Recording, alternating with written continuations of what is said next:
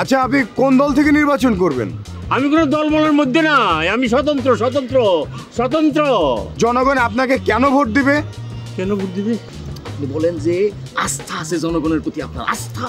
আস্থা? সাংবাদিক কই? ওই যে আসছে তো। আরে এত বড় একটা প্রেস কনফারেন্সের আয়োজন করলি, এত টাকা দিলাম, সাংবাদিক আসছে তো মাত্র একজন।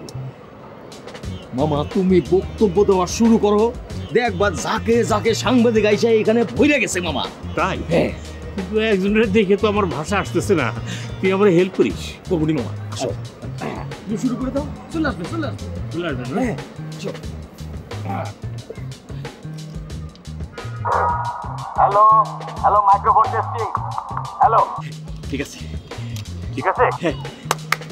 হ্যালো হ্যালো হ্যালো হ্যালো, আমার প্রাণপ্রিয় সাংবাদিক ভাই ও বোনেরা।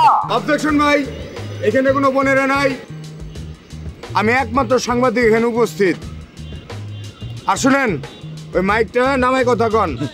মামা সাংবাদিক খেপায় কোনো দরকার নাই, তুমি গলা ফাটায়া চিৎকার করে বক্তব্য দাও, তাইলেই চলবো। মাইক টাইক লাগবো না, ঠিক আছে? আব্দুল মোতালেব সাহেব, হঠাৎ করে নির্বাচনে আসার কারণ কি জানতে পারি? আরে ভাই, 40 বছর যাবত এই ঢাকার শহরে আছি। এই শহরের প্রতি আমার একটা দায়িত্ব কর্তব্য আছে না? আছে আছে, অবশ্যই আছে। তাই বলে মেয়র পদে নির্বাচন? আমার হ্যাঁ, এখন কি করবো? নাগরিক হিসেবে আপনার অধিকার আছে, সেটা বলেন। হ্যাঁ হ্যাঁ। হ্যাঁ, নাগরিক হিসেবে আমার একটা অধিকার আছে না? সেই অধিকার বলে আমি যে কোনো পদে নির্বাচন করতে পারি। পারে। তা বুঝলাম। আচ্ছা, আপনি কোন দল থেকে নির্বাচন করবেন? আমি কোনো দলবলের মধ্যে নাই, আমি স্বতন্ত্র স্বতন্ত্র স্বতন্ত্র। এত বড় বড় রাজনৈতিক দলের ক্যান্ডিডেট থাকতে জনগণ আপনাকে কেন ভোট দিবে? কেন ভোট দিবে? আরে দেবে দেবে মামা, দেবে, ভোট দেবে। জনগণ কি বোঝে? জনগণ খালি শোষা দেখে ভোট দিয়ে দেয়, আপনি বুঝেন না? আপনি বলেন যে আস্থা আছে জনগণের প্রতি, আপনার আস্থা। আস্থা? জনগণের প্রতি আমার আস্থা আছে।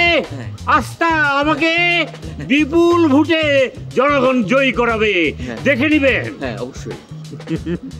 আচ্ছা আচ্ছা, মানলাম জনগণ আপনাকে ভোট দিল, আপনিও মেয়র নির্বাচিত হলেন, তারপর কি করবেন? কি করব?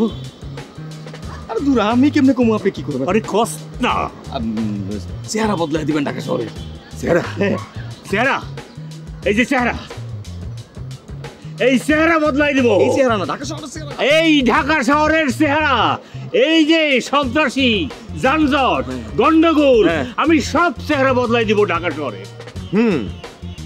বুঝতে পারছি, আপনাকে মেয়র হিসেবে পেলে আমাদের ঢাকা শহরে অনেক উপকার হবে, সাথে সাথে ঢাকা শহরে নতুন কিছু পাগল আমদানি হবে।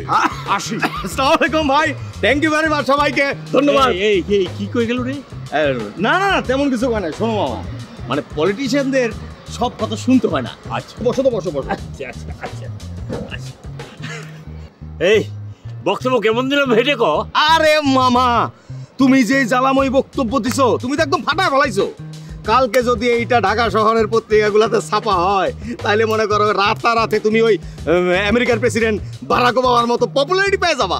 পপুলারিটি পাই যাবো, কিন্তু সাংবাদিক আইলো তো একজন, আর বাকি সাংবাদিক কই? আরে ট্রাফিক জ্যাম, এই ট্রাফিক জ্যামের মধ্যে সমস্ত সাংবাদিক ভাই বোনেরা বসে রয়েছে, আটকে গেছে। মামা এক কাজ করলে কেমন হয়?